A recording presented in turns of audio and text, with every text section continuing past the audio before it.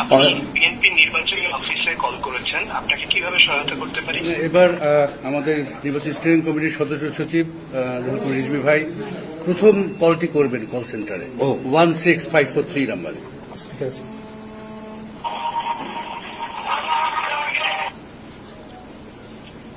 আসসালামু আলাইকুম। ওয়ালাইকুম আসসালাম।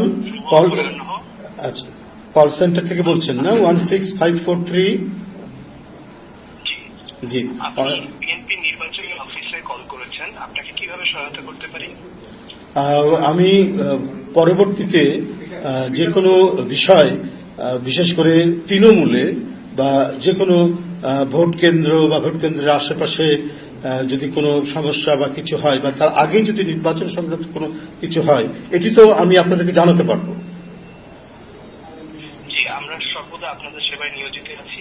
বিএনপি নির্বাচন অফিস থেকে আমরা দ্রুততার সাথে সবগুলো ইনফরমেশন আপনাদের কাছ থেকে কালেক্ট করব এবং আমরা এইভাবে সার্ভ করব সারা বাংলাদেশের। ধন্যবাদ আপনাদের সবাইকে। আপনার যে কজন কর্মরত অপারেটর আছেন সকলকে আন্তরিক ধন্যবাদ জানাচ্ছি।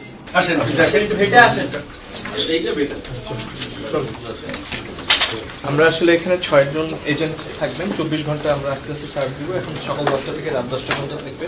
এখানে নির্বাচনী আইন এবং এর পাশাপাশি আইনি সহায়তা, এর বাইরেও যদি কোনো রকম অভিযোগ থাকে সেটার জন্য আমরা এখানে প্রথমে ফার্স্ট হ্যান্ড ওরা সার্ভ করবে, তারপরে যদি কোনো ক্রিটিক্যাল জিনিস থাকে আমাদের এক্সপার্টদের কাছে আমরা এটা জানাবো।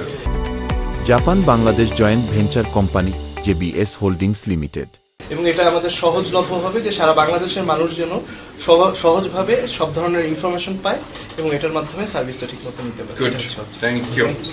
আগামী ত্রয়োদশ যে জাতীয় সংসদ নির্বাচন, সেই ত্রয়োদশ জাতীয় সংসদ নির্বাচনে বাংলাদেশ জাতীয়তাবাদী দল যে নির্বাচন পরিচালনা স্টিয়ারিং কমিটি করেছে, সেই কমিটির সামগ্রিক কার্যক্রম এই কার্যালয় থেকে পরিচালিত হচ্ছে। এখানে আজকে একটি নতুন কল সেন্টার, নির্বাচন পরিচালনা স্টিয়ারিং কমিটির কল সেন্টার উদ্বোধন হলো। যে কোনো নাম্বার থেকে যে কেউ 16-16543, তাই